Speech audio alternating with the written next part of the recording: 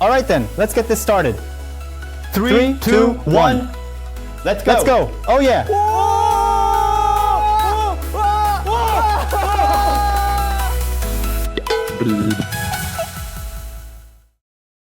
Geekka! Hello, I'm Galkui, a producer at Geekble. And I'm Namo, a maker at Geekble. We at Geekble are back at the Samsung Semiconductor newsroom. Last time, Sudragon and I built a transistor model to explain how semiconductors work in an easy and visual way. I heard it received a very amazing response. So this time, we've been given a brand new mission. Oh, what's that? Ta-da! Our new mission has just arrived. Oh, easily demonstrate how small switches combine to run the world. Ooh, so how can we explain this principle in an easy way? Last time, Sudragon showed how a transistor switch works using water, right? Right. Then what if we try making a water-powered calculator this time? When you combine transistors in different ways, you get logic gates. A logic gate? Yes, logic gates determine whether electricity should flow, depending on specific conditions. By combining logic gates, you can build a calculator, and when you combine calculators, you get a computer. So, what are the conditions that make the current flow through these logic gates, and what makes it stop? I actually brought a device that makes understanding logic gates super easy. Let me show you. So we can actually see the logic gates in action? That's right. Great, then let's go take a look. Let's go. Go. Whoa, Namo. Yes. Is this what you call a gate? That's right. Oh, this one says A and D, this one says OR, and this one says X, OR. And if you look closely, the diagrams are all a little different. Exactly. You see it's labeled A and B here, right? Yes, these are the input values. A and D is a logic gate, basically a door. And this Y is the output. Depending on the input values A and B, the gate will open or stay closed, and the light at Y will show the result. All right, let's take a look one by one. All right, we'll start with the AND gate first. If we only turn on A, the gate doesn't open. The light stays off. But when we turn on both A and B, the gate opens. And if we turn A back off, it turns off again. So if only one of the two is on, the gate won't open and the light won't turn on. That's the structure, right? Correct. To help you grasp this easily, let me offer an analogy. It's like when you were a kid and your mom would say, "You can play games, but only if you finish your homework and clean your room." That's precisely what an AND gate signifies. Right. Perfect analogy. What's the next gate we'll see? The OR gate. With an OR gate, the door opens even if only one input is on. I'll put an input into A. Here we go. Ooh, this one lights up right away. Exactly. Turn on B, still on. Turn A off again, still on. Ooh. Oh, so as long as either A or B is on, the light turns on? I see. That's right. Very good. This OR gate is okay. Let me try an analogy for this one too. Namu's already at the restaurant. But what's this? They're having a special event. They say they'll give you a free Coke. Free Coke. But if you order sushi or pork cutlet, they give you a free Coke. So if you order both, do you get 2 Cokes? No, not quite. It's one per table. It's one per table. So even if you order more than one dish, you still just get one free Coke, right? Yeah, that sounds right. That makes sense. All right. That's the OR gate. But I still don't quite understand the concept of XOR. XOR is basically an OR with an X in front. To put it simply, the gate opens only when the two inputs A and B are different. Right now, both inputs are off, correct? That means the inputs are the same. So the gate doesn't open. But if you turn on just one, the inputs become different and the light turns on. But if you turn both on again, it turns off. Oh, that's interesting. And now, time for another analogy. This one isn't a common everyday situation, but we can still find a good analogy. Let's say Namo has a crush on someone. So now you want to flirt. You just walk past them and give them a wink. A wink?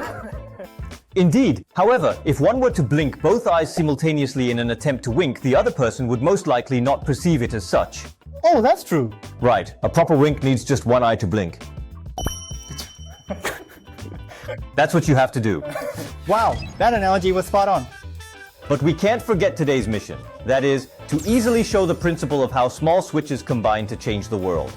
Now that we understand logic gates, I'm completely clear on since them we now. now know how logic gates work, let's combine them to build a calculator, the step right before a CPU or a computer.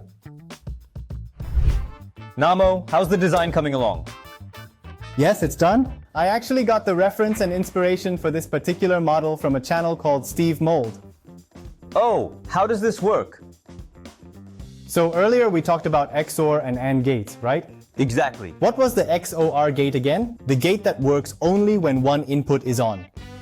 So if you pour water into just one side, the device will fill about halfway. Once it reaches that half level, water will start slowly dripping through this small hole over here. So this is where the XOR gate's output comes out. Oh, this part is the XOR gate. What happens if we add water from both syringes? You'll notice this strange channel here. This uses the siphon effect. It's based on water flowing from high to low. Once the water level rises above this winding tube, the entire tank will drain out. The key point is, the AND gate only works when both inputs are given. And an XOR gate only needs one input to work, right? Exactly.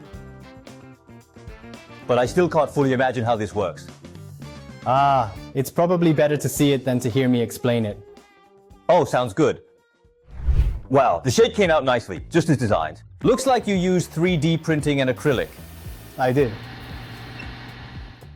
Now we need to test if it works. I'm really curious. What do we do first? If we use plain water, it's hard to see, so I added blue dye so the water stands out. Oh, and you prepared the syringes too? That's correct. We'll inject water from both sides like this. So this would be the same as inputting 0 and 1, right? Great. Should we start the experiment right away? Yes. First, we start with 0, 0, where no input is selected. With no water coming in, nothing comes out from either gate. So the output is 0.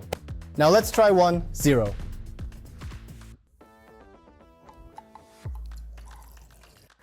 Oh, watch closely. Oh, the water is coming out only from the XOR output. So XOR outputs 1. But based on this speed, it might take a while to do actual calculations. Yeah, it's basically a vintage computer. We've confirmed the XOR gate works. Next, we need to check if the A and D gate works properly. Yeah, let's do it together. When I input a 1, you input a 1. All right, here we go. 3, 2, 1, let's proceed.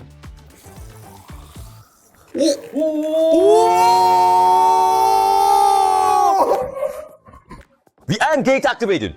It worked exactly as expected. The siphon effect is super fast, so all the water drained through the AND output. It really works. Depending on the input, either the XOR gate works or the AND gate works. That's correct. And by combining many of these, we can build a device that performs 4-bit binary addition. Great, let's go. Go!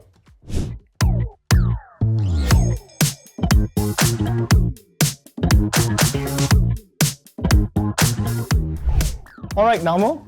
Did you finish all the gate modules? I did. We'll follow this blueprint and mark where each module will go on the board. Ah, so this isn't a desk. It's a calculator. Exactly. This is the calculator's baseboard. Now we'll install the circuits. You're basically building a semiconductor by hand. I've never seen a semiconductor this big in my life.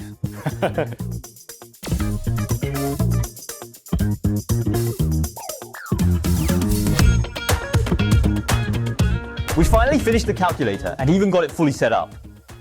But even though we heard the explanation, seeing it in person is a bit confusing. Could you walk us through the whole thing again? How the input goes in, how the calculation happens, and how the result comes out.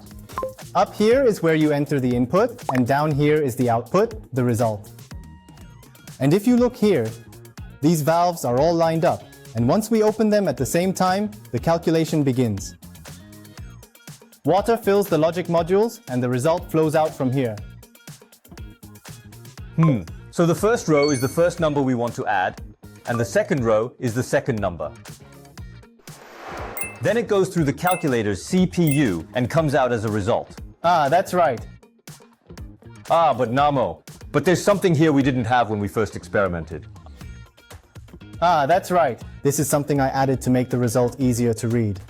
When the water fills halfway, it floats this piece up, and that shows the final value. Ah yes, it converts it into decimal numbers. However, since you, Namo, built this, if you, as the creator, simply input your desired numbers, the experiment's reliability would be compromised. That's precisely why I took the initiative to prepare something special. Voila. So, I've got these blank sheets of paper right here. How about we each pick a number in our minds, jot it down, and then test out this experiment by combining those numbers together. Good, but one caution. What? This is a 4-digit binary number, you see, meaning a maximum value of 15. So please write a number between 0 and 15. Okay, did you write it? All right then, I'm going to reveal the numbers now. 1, 2, 3. Oh! Whoa! What? Oh, Namo, you copied me? We're in sync. Unbelievable. So now we need to convert these into binary, right? Therefore, if we convert the decimal number 7 into its binary equivalent, it would undeniably be 1, 1, 1. Right, 1, 1, 1 plus 1, 1, 1. All right, the input for 7 plus 7 has now been registered. If everything proceeds as planned, how exactly should the water be flowing? 1, 1, 1. Then, if it becomes that it would simply be 8 plus 4 plus 2. Exactly, that's 14. That's right. Oh, I wonder if it's actually going to work out. I'm getting so nervous. This is my favorite moment at Geekble, right before we test it. All right then, let's get this started. 3, 2, 1. Let's go. Oh yeah.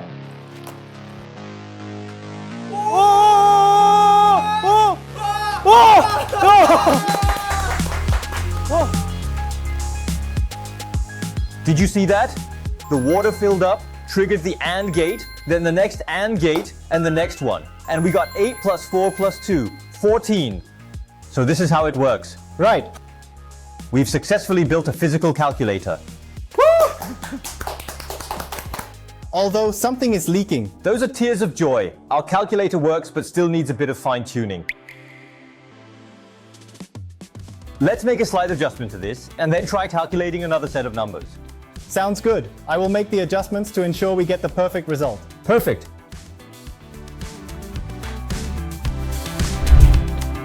Ta-da! Oh, are the fixes done? Yep, I sealed the spots where water was escaping. We had also written the numbers down, but they were too small to see clearly. And since positioning was a little difficult, we made it so that the value shows red for 0 and green when the digit is on.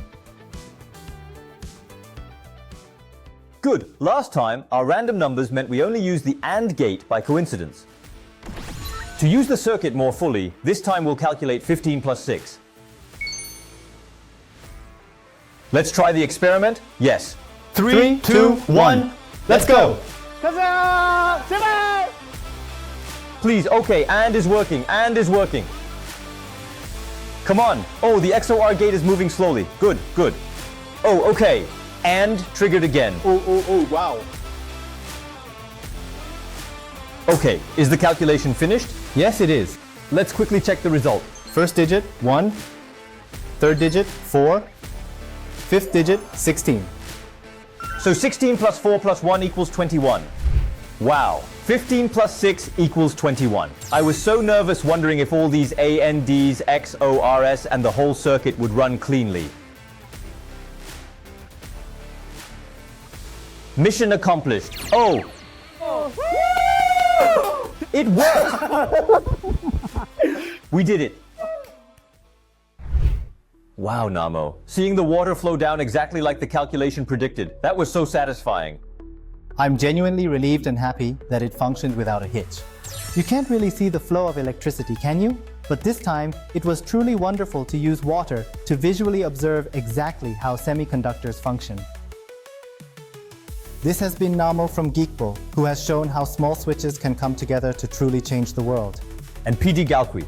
Geekble!